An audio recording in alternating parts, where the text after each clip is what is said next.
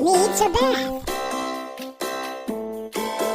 BIBO the bear has been playing in the garden all morning. We're going out soon, BIBO. You must get ready, says Mama Bear. I'm ready, Mama, says BIBO, wiping his muddy paws on his shirt. No, you're all dirty. You need a bath.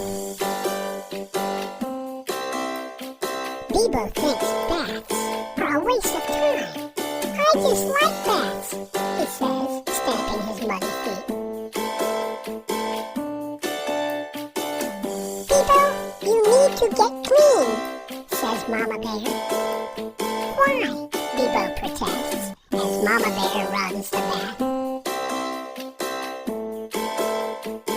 Because bears with bad breath, sweaty feet, and dirty fur really don't smell good, says Mama Bear, holding her nose.